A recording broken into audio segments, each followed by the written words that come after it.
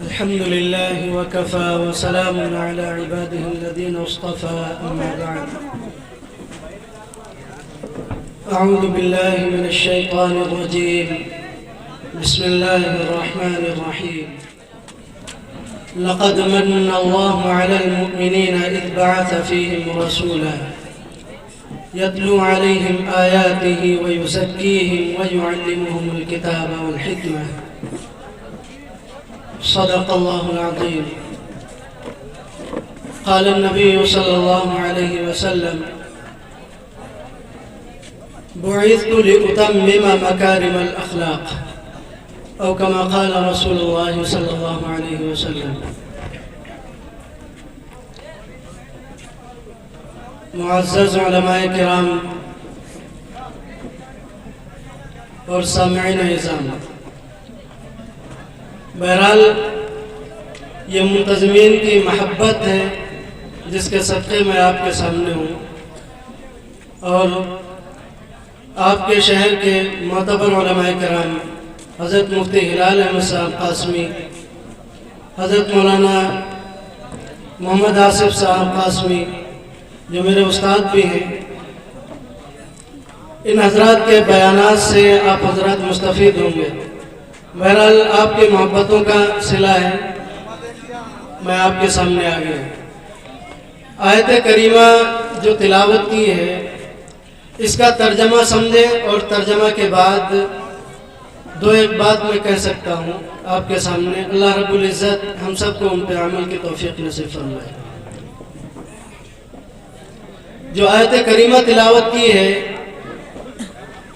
اس آیت میں اللہ رب العزت نے پیغمبر صلی اللہ علیہ وسلم کی بعثت کا مقصد بیان فرمایا ہے۔ چونکہ بغیر اطلاع کے اور بغیر خبر کے آپ کے سامنے بٹھایا گیا ہے، میں اسی اعتبار سے کہہ سکتا ہوں۔ بہرحال سنیں کہ یہ آیت کریمہ جو ہے اللہ کے نبی صلی اللہ علیہ وسلم کی بعثت کا مقصد واضح کرتی ہے۔ نمبر 1، اللہ تعالیٰ نے فرمایا لقد من اللہ رب العزت کی اتنی نعمتیں ہیں دنیا میں، اتنی نعمتیں ہیں کہ ان کا شمار، ان کا احصاء ممکن نہیں ہے۔ اللہ تعالیٰ خود قرآن پاک میں فرماتے ہیں وَإِن تَعُدُّوا نِعْمَةَ اللَّهِ لَا تُحْصُوهَا، کہ اے انسانوں تم اللہ رب العزت کی نعمتوں کو اگر شمار کرنا چاہو تو شمار نہیں کر سکتے۔ ظاہر سی بات ہے، اور آپ غور کریں اپنے جسم کے اندر اور اپنے اعضاء پہ غور و فکر کریں تو اتنی نعمتیں، اتنی بے شمار نعمتیں ہمارے جسم میں موجود ہیں کہ ہم ان کی گنتی اور ان کا احصاء، ان کی تعداد کو شمار نہیں کر سکتے۔ اللہ رب العزت فرما رہے ہیں۔ اور اللہ رب العزت نے ہم کو ہر موسم دیا، موسم فضا کے اعتبار سے اچھا، پھل فروٹ، ہر چیز، ہر نعمت اللہ نے دی، اور کسی بھی نعمت پہ اللہ نے احسان نہیں جتلایا۔ لیکن ایک نعمت جو ہم کو دی اس پر اللہ رب العزت نے فرمایا لقد من اللہ۔ علماء بیٹھے ہیں، آپ ترجمہ میں دیکھیں، تفسیر دیکھیں، من یمن منن، یہ لفظ جو ہے احسان جتلانے کے معنی میں آتا ہے، یعنی کسی کے اوپر کوئی احسان کیا جائے، اس احسان کو جتایا جاتا ہے اور دکھایا جاتا ہے، اس معنی میں استعمال ہوتا ہے۔ اللہ پاک نے ہم اور آپ کو ہمارے جسم میں اتنی نعمتیں دی، پانی شیریں اور میٹھا دیا، کھانے کے لیے تمام قسم کی اشیاء مہیا فرمائی۔ کسی بھی نعمت پر اللہ نے یہ نہیں کہا کہ میں تمہارے اوپر احسان کرتا ہوں، کبھی نہیں کہا۔ لیکن جب نبی کریم صلی اللہ علیہ وسلم کی ذات گرامی کو ہمارے اور آپ کے درمیان مبعوث فرمایا، اور مقصد کیا تھا؟ وَيُعَلِّمُهُمُ الْكِتَابَ وَالْحِكْمَةَ وَيُزَكِّيهِمْ۔ اللہ نے فرمایا کہ اے انسانوں، اے امت محمدیہ کے لوگوں، لقد من اللہ نے تم پر احسان جتلایا۔ کیوں؟ اذ بعث فیہم رسولا، تم نے ایک رسول کو بھیجا۔ اس رسول سے مراد حضرت نبی کریم صلی اللہ علیہ وسلم کی ذات گرامی ہے۔ اللہ نے فرمایا تم پر احسان نے، اور مقصد کیا ہے پیغمبر علیہ السلام کی بعثت کا؟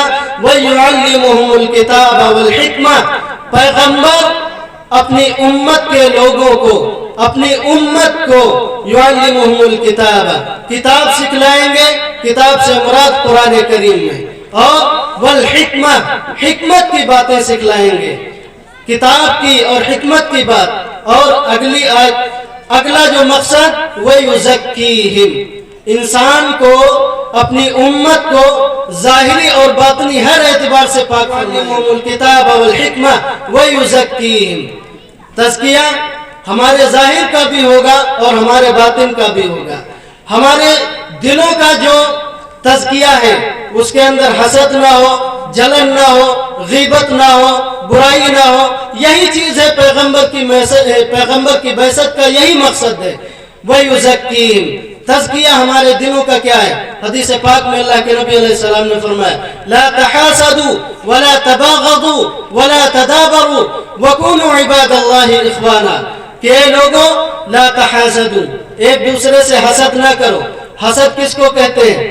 حسد یہ ہے کہ کسی کی اچھائی خود کو برداشت نہ ہو، اپنے ہضم نہ ہو، اور اس کے اوپر جو ہے اس کے ضائع ہو جانے کی تمنا اور امید لے کر کے انسان پھرے، اس کو کہتے ہیں حسد۔ لا تحاسدوا، کہ لوگوں آپس میں حسد نہیں کرو، ایک دوسرے سے جلن نہیں کرو، بلکہ اس سے مستحسن اور افضل امر شریعت مطہرہ میں یہ بتلایا گیا کہ غبطہ، یعنی کسی کی اچھائی کو دیکھ کر کے اس نعمت کے اپنے پاس آ جانے کی امید رکھنا، یہی جو ہے ہم اور آپ سے مطلوب ہے۔ لا تحاسدوا، کسی سے حسد نہ کرو، ولا تباغضوا، اور کسی سے بغض بھی نہ رکھو۔ آپس میں بغض یہ ہے کہ ایک دوسرے کو دیکھ کر کے پیٹھ نہیں پھیرو۔ ہمارے ہاں معاشرہ یہ ہے کہ کسی سے انبن ہو جائے، کسی سے اختلاف ہو جائے، تو اس اختلاف کے نتیجے میں اتنا تشدد، اتنا تعصب اور اس قدر شدت آ جاتی ہے کہ ہم ایک دوسرے کو دیکھنا پسند نہیں کرتے۔ یہ شریعت میں محمود اور اچھا عمل نہیں ہے۔ شریعت یہ کہتی ہے کہ آپس میں اختلاف ہو جائے، کسی سے انبن ہو جائے، کسی سے بگڑ ہو جائے، تو اس کا مقصد یہ ہے کہ آپس میں اس کو مصالحت کی جائے، اس سے صلح کی جائے، اور صلح کے بعد اس کے ساتھ وہی تعلقات، وہی رویہ ہونا چاہیے جو رویہ ہمارا اس سے اختلاف سے پہلے تھا۔ ایک صحابی رضی اللہ تعالیٰ عنہ، جلیل القدر صحابی گزرے، سیدنا صدیق اکبر رضی اللہ تعالیٰ عنہ۔ سیدنا صدیق اکبر رضی اللہ تعالیٰ عنہ یہ وہ صحابی ہے، وہ صحابی رضی اللہ عنہ ہے کہ جن کے بارے میں امت کا متفقہ فیصلہ ہے کہ اگر انبیاء کے بعد سب سے افضل ترین شخص ان کو نہیں مانا جائے تو وہ شخص دائرہ اسلام ہے۔ امت کا متفقہ فیصلہ ہے۔ سیدنا صدیق اکبر رضی اللہ تعالیٰ عنہ، واقعہ افک پیش آیا، علماء کرام جانتے ہیں اور آپ نے سنا بھی ہوگا۔ اس واقعہ افک کے نتیجے میں ایک صحابی رضی اللہ تعالیٰ عنہ، حضرت صفوان ابن معطل رضی اللہ تعالیٰ عنہ، اور ایک صحابی اور بھی تھے، غالباً یہی نام ہے، وہ صدیق اکبر رضی اللہ تعالیٰ عنہ کے خالہ زاد بھائی تھے، خالہ زاد بھائی۔ صدیق اکبر رضی اللہ تعالیٰ عنہ چونکہ ان کا تعاون کیا کرتے تھے اور حد سے زیادہ تعاون فرماتے تھے، جب واقعہ افک پیش آیا، میں اس کی تفصیل نہیں بتاتا، بعد میں آپ اس کو جو ہے اپنی مسجد کے امام صاحب سے سن لیجئے گا۔ تو جب واقعہ افک پیش آیا ہے تو صدیق اکبر رضی اللہ تعالیٰ نے ایک فیصلہ فرمایا کہ اب میں ان کا تعاون نہیں کروں گا۔ اللہ کے نبی علیہ السلام تک جب یہ بات پہنچی تو اللہ کے نبی علیہ السلام نے ان کو، صدیق اکبر رضی اللہ تعالیٰ عنہ کو اس بات سے باز رہنے کے لیے کہا اور منع فرمایا، اور یہ حکم دیا کہ جس طریقے سے آپ ان کا پہلے تعاون کرتے تھے اسی طریقے سے آپ آج بھی تعاون کریں گے اور اس سے زیادہ ہوا۔ اس واقعے کی روشنی میں ہم اور آپ کو سمجھنے کی اور اس پر عمل کی جو محنت اور کوشش ہونی چاہیے وہ یہ ہے کہ کسی سے اگر اختلاف ہو جائے تو لا تباغضوا، ایک دوسرے سے بغض نہیں رکھنا ہے۔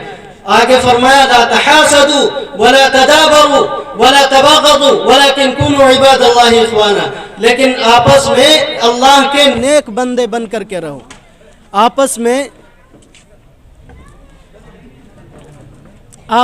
اللہ تعالیٰ کے نیک بندے بن کر کے رہو۔ قرآن پاک کی ایک آیت میں اللہ تعالیٰ نے جو ہے انما المؤمنون اخوہ فاصلحوا بین اخویکم فرمایا.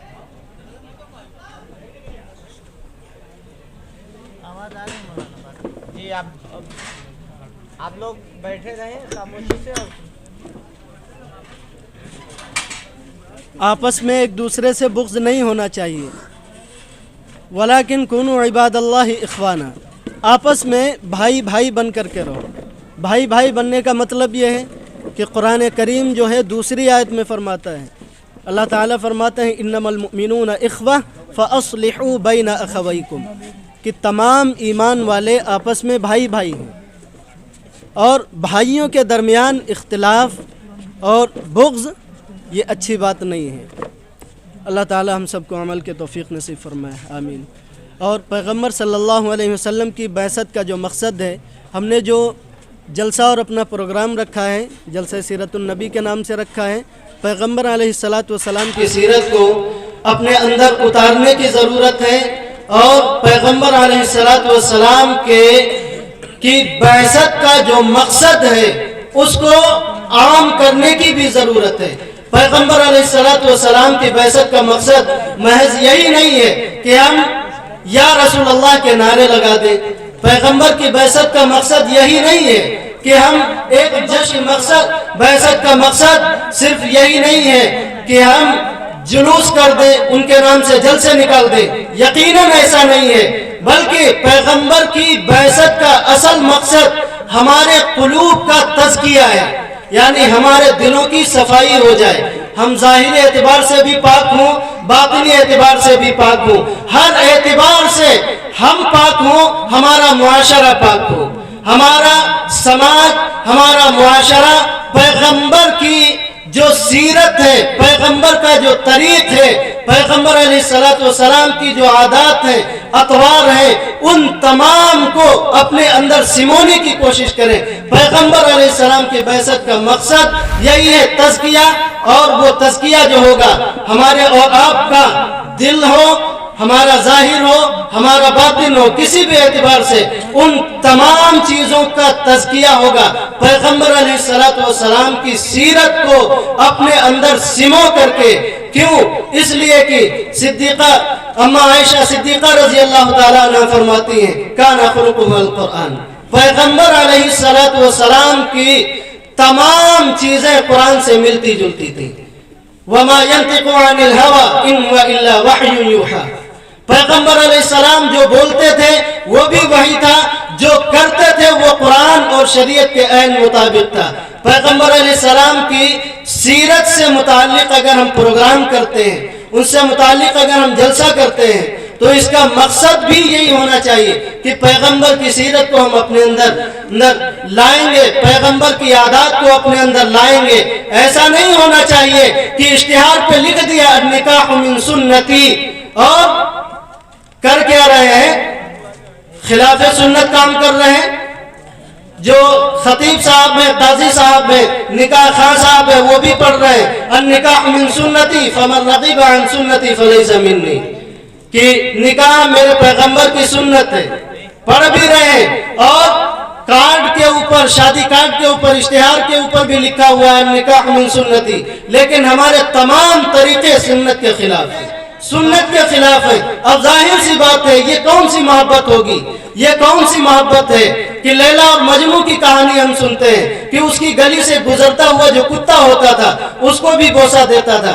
کسی نے کہا کہ یہ کتا تو نجس ہے، یہ نجس ہے، نجس العین ہے، اس کو تم بوسہ دے رہے ہو. تو اس نے کہا کہ میری محبوبہ کی گلی سے گزر کر کے آ رہا ہے، اس لیے ہم اس کو بوسہ دے رہے ہیں. لیلا اور مجنوں، صدیق حضرت حسین رضی اللہ تعالیٰ عنہ کے زمانے میں یہ شخص موجود تھا. اس کے ابا کعبۃ اللہ کے سامنے لے جا کر کے کہتے ہیں کہ آج تو توبہ کر لے کہ لیلا کی محبت سے باز رہے گا. وہ شخص اس کو گھسیٹ کے لے جایا گیا.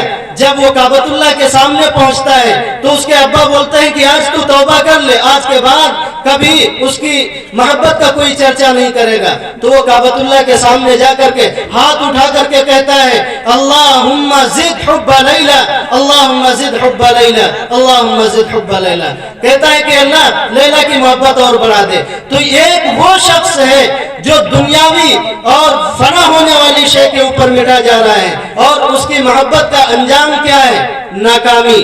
ناکامی کے سوا کوئی چارہ نہیں۔ پیغمبر علیہ السلام کے ماننے والے ہیں ہم لوگ، سیرت کا جلسہ ہم کرتے ہیں، سیرت کے پروگرام کرتے ہیں، پیغمبر علیہ السلام کی امت میں، اور پیغمبر علیہ السلام سے محبت کا دم بھی بھرتے ہیں۔